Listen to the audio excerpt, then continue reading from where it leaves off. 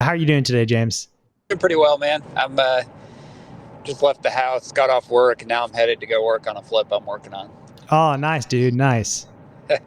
So, I know we had that brief chat on Facebook about, Yeah. where you're at in your business and you're trying to figure out how to make that next step. And I told you, like, I'm a systems guy. So Yeah. I presume that's why you reached out, or, is there something that you just want to just shoot the breeze? Yeah, maybe a little bit of both, I guess. But All right. yeah, just kind of always interested in kind of learning new perspectives on how to do things. And, you don't know what you don't know. So it's good to talk to new people. And uh, I figured I could just kind of tell you a little bit about what I'm currently doing and what I'm thinking about doing in the future, and then kind of see if you had any thoughts on it or any ideas to see if there's things I can do better and free up some time. Mostly, I'm married. I have a 6-year-old son, and I work full time. I'm a registered nurse. I do case management for Blue Cross Blue Shield. Like I call people from home all day, and do that. So my time is, it's spread very thin, and so I'm definitely looking to free up some time somehow, some way, and still grow. Gotcha. Awesome, dude. So you're doing the W-2 stuff. You're flipping. Yeah. Um, so tell me a bit more about the flipping business and like what you're looking to do, and let's maybe chat a little bit about like where you might be stuck, or and I can give you some ideas. Like also tell me a little bit about what you have done and what you've already kind of thought about doing too. Okay. Yeah. I guess kind of start with like the backstory, but so my dad was a house builder. I always grew up around construction sites. It's kind of what got me into it all. Just it's in the blood, basically. Can't avoid it. And so, I got into the healthcare field back in 08, 09 when the market was crashing, and I didn't know anything about investing. So, I was like, oh, I need a good, secure job. So I went into healthcare after I was in the military, got out of the military and went into healthcare, became a nurse.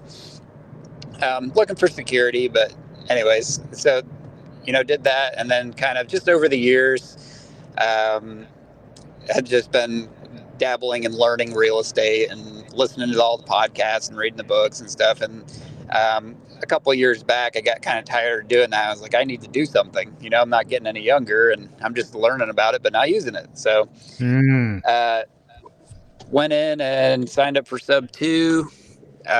Probably almost 2 years ago now. So I've been in Sub 2 and just been networking a ton locally in East Tennessee, where I'm at, Cleveland, Tennessee, and which is near Chattanooga. So got that going, opened up an LLC, started out trying to wholesale Sub 2s. I got one, like in the town that I live in, and I wholesaled it. And then before that, I had done a partnership flip with somebody. I was a money lender on that one. And then since I've had my business, it was the wholesale. And then this is my third flip that I'm finishing up with my business. I almost got all three in 1 year, but oh, wow. So it's 2.5, 2.5. Yeah. So, I found those first two by doing SMS campaigns. And then, when the rules all changed, I just got away from that. I didn't want the liability of that. And so, But it's unfortunate because it was working. So, which is irritating. So I got out of that, and now I'm struggling to get the deal flow going again. I've got this one through networking. I had somebody find it. It was actually on the market, but we were the first ones to talk to the people and built a relationship, and they really liked us, and so I got it that way. So yeah, I think right now my struggle is getting consistent deal flow to the point where I would feel safe making a move, like getting out of the job. Because I'm not there right now. It's very inconsistent, and I need more. So it's kind of like, I don't know. So what I've been doing is trying to build my LLC. It's called Cleveland Property Solutions. What I do is I live in Cleveland. It's a small town off of Chattanooga.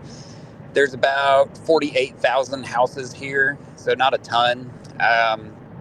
in the county, and we're right next to Chattanooga, so I can branch into there as well. But I'm trying to focus on Cleveland acquisition, building that business, networking locally, as local as possible, flipping as close to home as possible, trying to keep everything super close to save time, at least in proximity. um, and then I want to be Right. successful in my own hometown first. So it's just something I want to do. Um, so working on that, I'm trying to build up my SOPs to get that going for marketing. Right now, it's mostly networking with wholesalers and other investors, and on Facebook, I just kind of troll the local Facebook groups for people that are like looking for contractors and things like that. And I'm just trying to get my name out there, and I comment on everybody's posts and like trying to do all the free thing I can to get some brand recognition and get people to realize that I do business here. And I've done some mailers, but not near enough to be consistent, like just kind of dabbled with it just to see how it works, basically. I've done a few bandit signs, but that is another liability in our town, so I don't want to go too much that direction.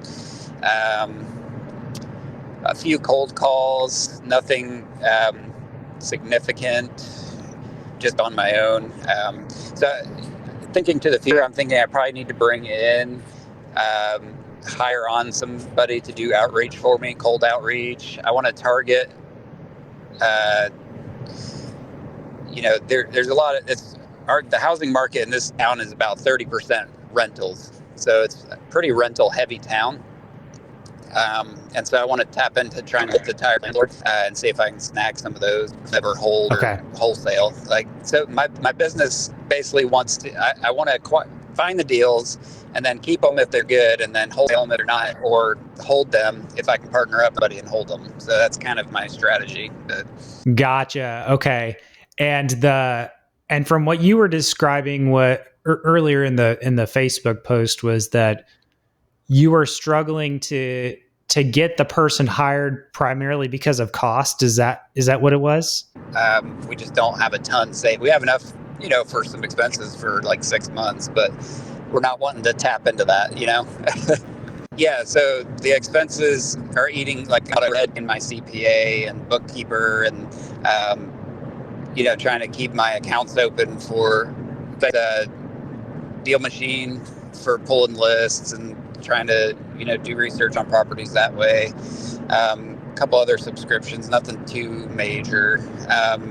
But yeah, I think a lot of my spend has been on CPA, bookkeeping, and marketing attempts that didn't work out. Okay, I gotcha. If you don't mind, I can share a few quick thoughts just based on kind of some of the stuff I'm hearing. And I don't know what your how much wiggle room you really have to be able to hire somebody, but off the bat, I would say you can get a remote VA for like between about $7 to $10 an hour. I know somebody who's got them for around, I think it was like $7.50 an hour roughly. And they're fairly skilled. Like they can do cold calls, they can do like some system management type stuff.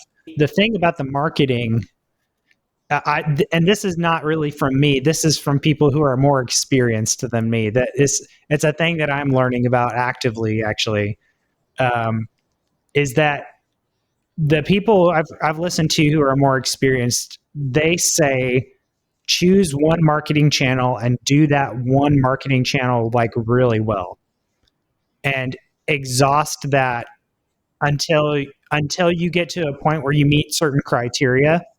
I don't remember what all those criteria are off the top of my head, but I could send you a little like blurb later.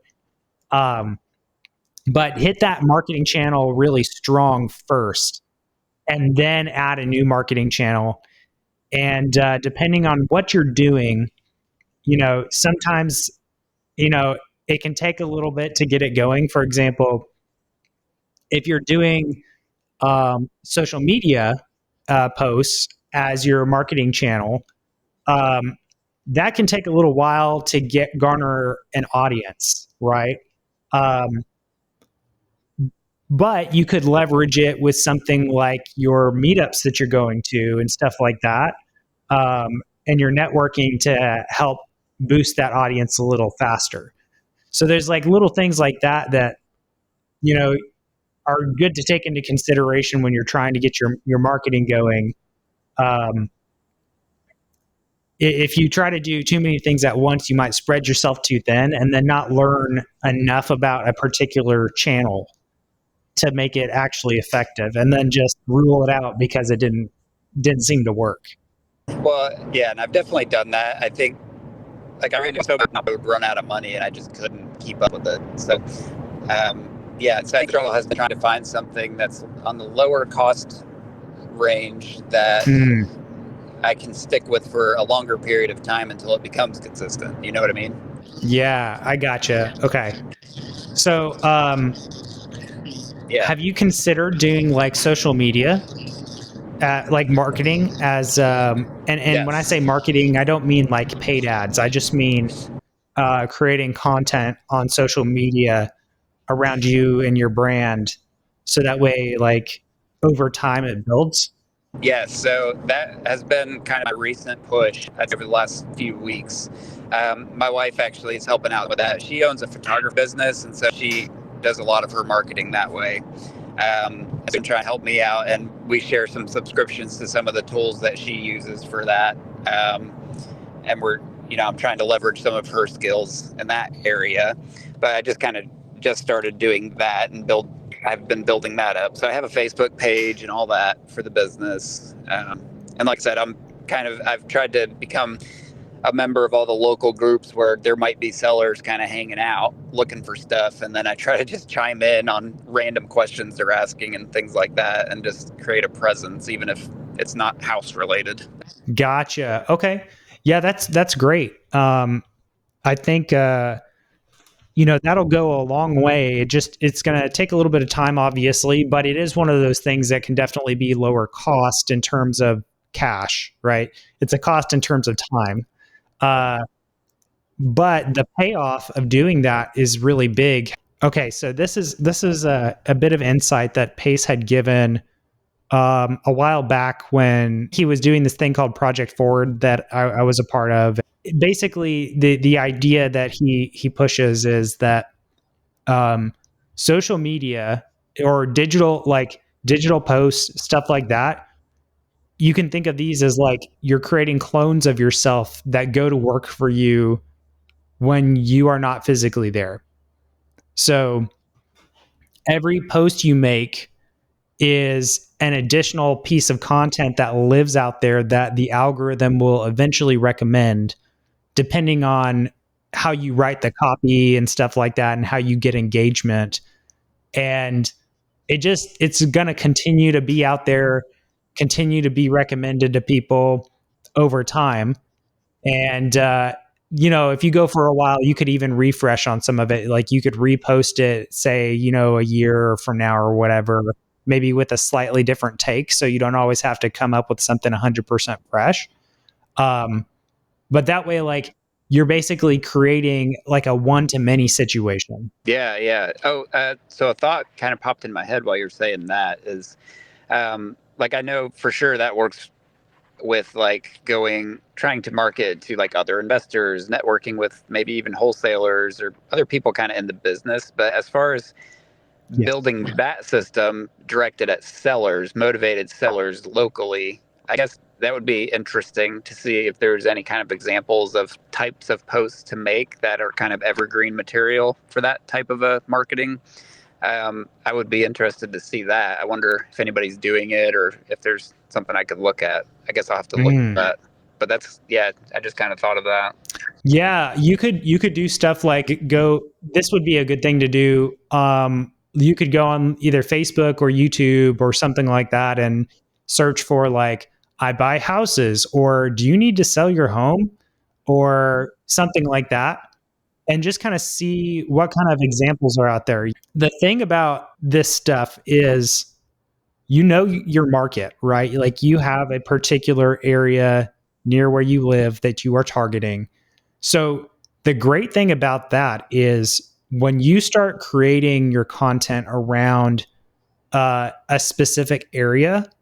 Like, I think you said you're in Cleveland, right? So when you start creating your content, you make sure that you mention in your content, pretty regularly, hey, I'm an investor in the Cleveland, Tennessee area and I buy houses. Or, hey, are you in Cleveland, Tennessee and you're looking to sell your house? It's almost like building SEO on a website. Exactly. I didn't know it was kind of the same. I didn't realize it worked the same. Yeah, well, they're a little different, but like you have to think about these platforms as if they are their own search engines, right? Like they're not search engines across web pages, but they are search engines built on top of their own uh, media that is posted on their platform. So you want to think about it like that. Like think about curating the interest around particular types of people and the problems that particular types of people in your area might be having. And then, you know, you offer this solution for that type of problem. Okay. Yeah. No, that's good. I hadn't thought of doing that, and then just kind of lean hard into just putting content out that Yes. contains all of that, and you know, and just kind of make that an investment of my time and efforts, and maybe that'll start paying off if I can be consistent with that. Um, yeah, that's good. I like it. Yeah, absolutely. And in my, I don't really have any like data to say to make this claim per se, but my personal opinion is that video content is always going to do the best in the long run. Like you might still do text, for certain things, but if you can also invest some time into doing maybe a little bit of long form content, and then taking that long form content, you could cut it into chunks with certain software to do like shorts. Um, or maybe you just focus only on the shorts, however you want to tackle it. But the point just being, if you can get your face in front of people's eyeballs, that will go a long way, because you want people to hear your name and associate it with your face and what you do. And the more you're in front of people's eyeballs and they make all these connections in their brain, they're going to think of you whenever the time comes that they need to sell their house or something like that. So I would heavily lean into Right. That kind of brings up another question. So, what do you think? Because I have my personal Facebook profile, I have an Instagram, and then I have my business page on Facebook. So, which one would? I mean, I guess I could post on all of them, but should I bother building the business page, or should I just focus solely on my personal page? Like, which one would be more visible to the public, I guess, and searchable? I mean, or it sounds like just all of them. It doesn't hurt, but you're just putting out more touch points, basically. Like the more places that a particular piece of information comes from, the more likely somebody's going to see it.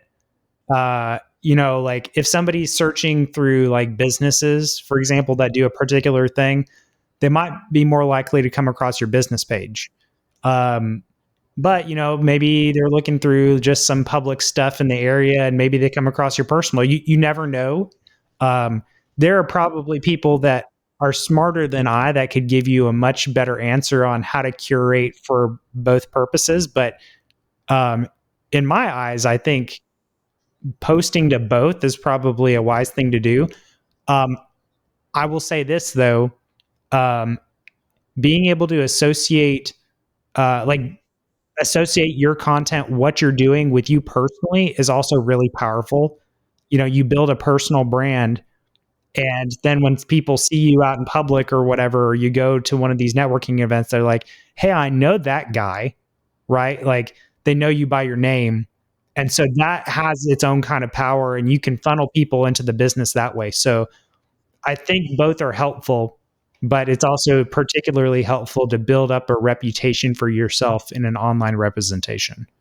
yeah, that's all really good. I mean, definitely, I think social media has been an area that I've neglected as something that is free, and I probably should have been a little more focused on due to my budget. Mm-hmm.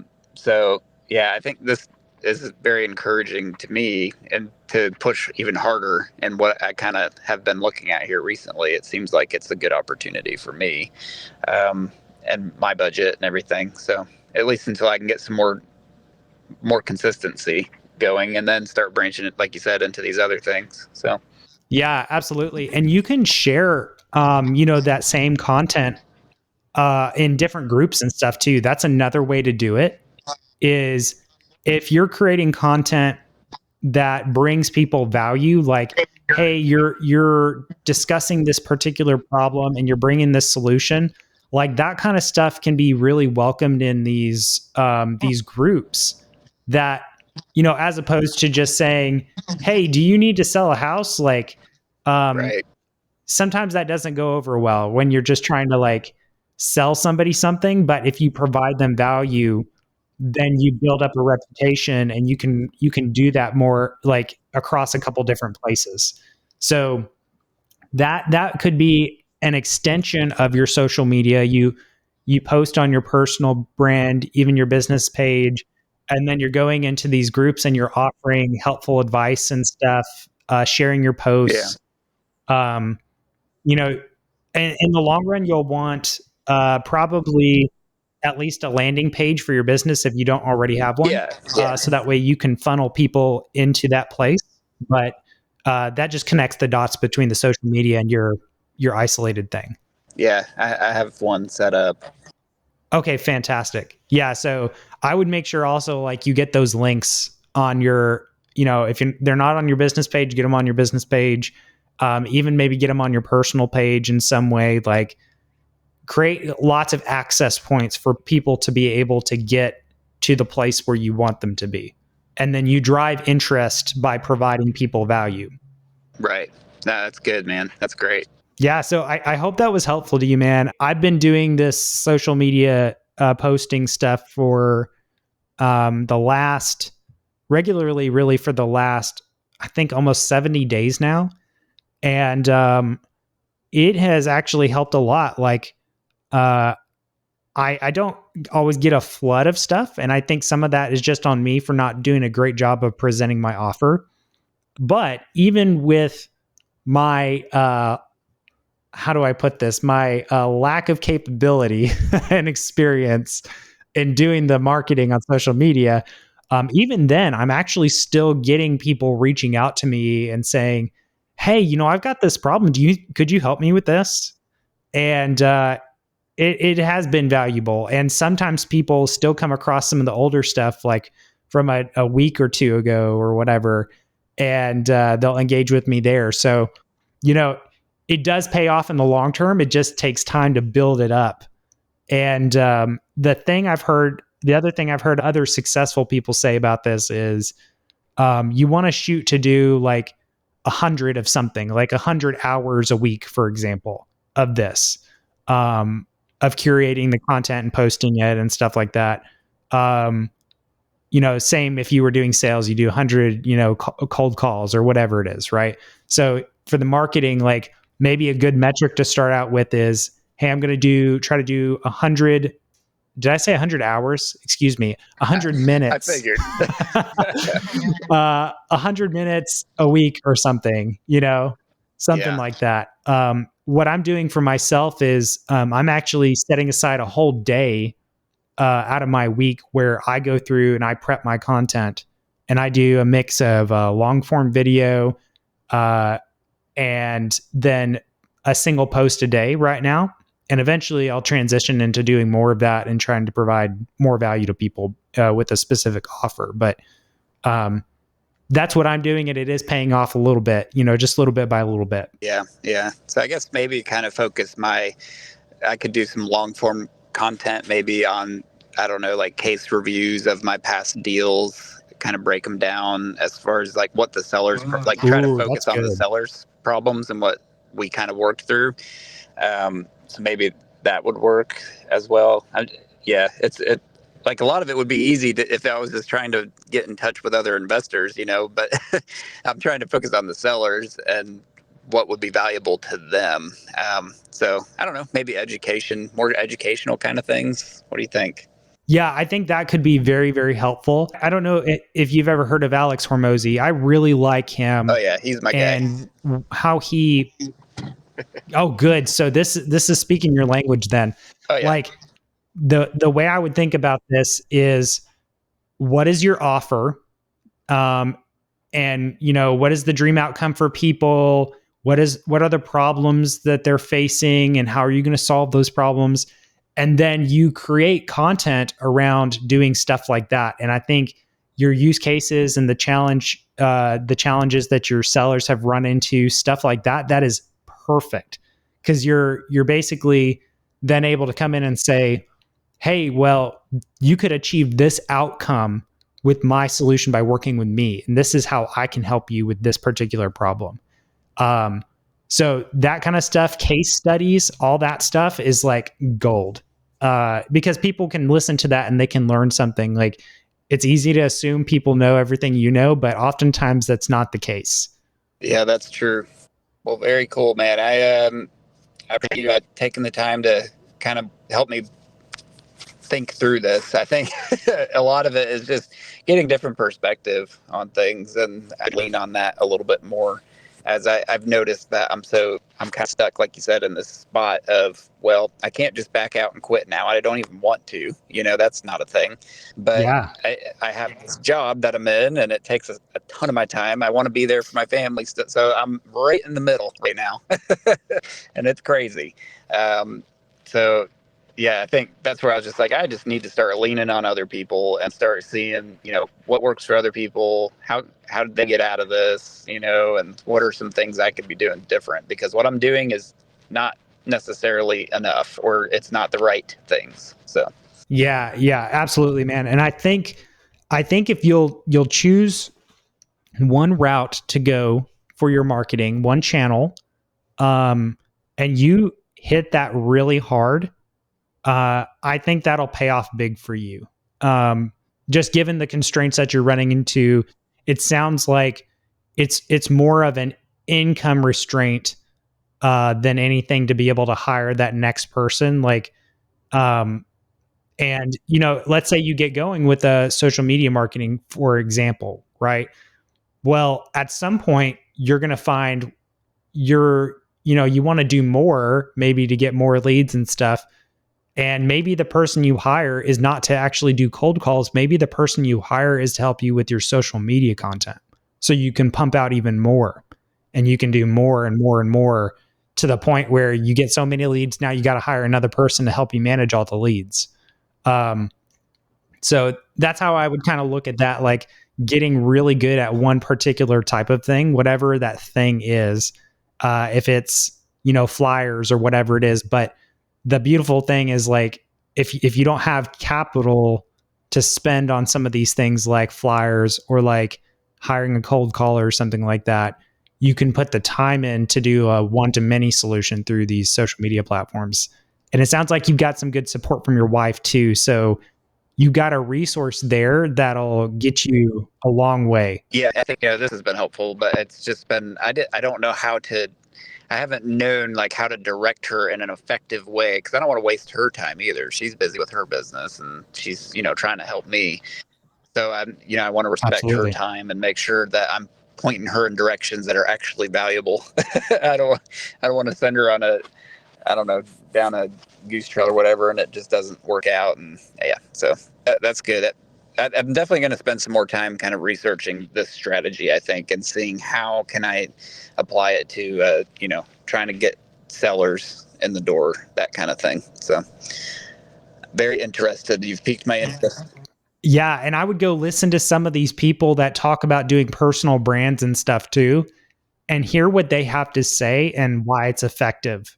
And I think you're going to find that that's a thing, whether you do this first or whether you do it eventually. Like, it's one of those things that's really powerful, and it's like, why not do it? I mean, for free. Yeah. I mean, other than time. Exactly. And the thing is, you can just make it better and better. Like, the quality of your content will go Right. up the more you do it. And as you start to get more capacity to be able to hire people to take certain things off your plate, you get skilled people in place, for example, to edit your videos or something like that, right? Like over time, your stuff will just get better and it helps improve your reputation overall. So, man, I hope all this was really helpful to you. And if it's, if anything, like I would say the whole reason you and I are having this conversation in the first place is actually because of a post that I put out that connected Ella with me. And then she saw your post and was like, "Hey, Kyle." And then I responded. So it all comes full circle. Yeah. Yeah. Hey, do you have any recommendations as far as like a podcast or somebody that talks really well to this kind of thing? Do you have anything there? Oh, yeah. Well, look, Alex Hormozy, he talks about this kind of stuff. So if you're into him, go listen to him on it. I think Gary V, like Gary Vaynerchuk, is also really great about this kind of stuff.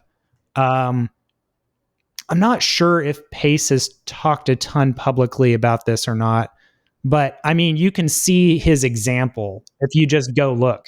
I'll say this: I got to go to a day with Pace in early December, and the time there was really insightful for me because I got to see how he's doing things with his team, and his team does a really good job of this. They brainstorm together on like how they're going to do their videos and stuff, and they just do it as they're going. So like when we went to the rappelling location, he came up and they just started brainstorming ideas and using that location as a springboard for their ideas. And then they recorded like a couple different videos while they were there. And then they did the same thing throughout the day. Like they had to go discuss a certain topic and they recorded, like they integrated it as a part of their life. And, you know, they are just churning it out like a machine. So that is a really great example of how to do it well. So I would, you could go through his stuff and if you look, you'll notice some of the scene changes and stuff. And he's even incorporating his sub 2 students in these videos too. So, it's funny how it all works out in the end when you see it recorded versus the end result. But it comes out great because they integrated it and they're just doing it day to day. Yeah. Yeah. That's the power of a team right there. That's right. Well, hey, man, I really appreciate your time. Oh, yeah. Yeah. No problem, man. And I'll leave you with this. You don't have to have a super fancy team to do something at least somewhat decent. Like sometimes it's as good as just pulling out your phone and taking a quick video about some thought you had. And then you could always edit it and stuff later. I hope this was really helpful for you. And if you've ever got a question about systems in the future, feel free to reach out to me, man. I'll let you know, if you reach out to me again in a month or two, how my journey is going and how things are changing. So I'm implementing this strategy for myself. Yeah, that's really cool. I'd be interested to kind of watch along. Cool, man. Yeah, I appreciate it. I don't know if you shared these recorded videos, but if you do, I'd love to have a copy so I could kind of go back through and maybe take notes later, but up to you. It's fine if you don't. Oh yeah, I do actually. That's why I started recording right away, is because I set aside these free sessions for people so they can get help. And so that way I can also help other people. And, it's just another piece of content. I'm creating another clone. I'm providing value to people and we rinse and repeat it over and over again. So you'll probably see this in about 2 weeks time or something on like a Saturday.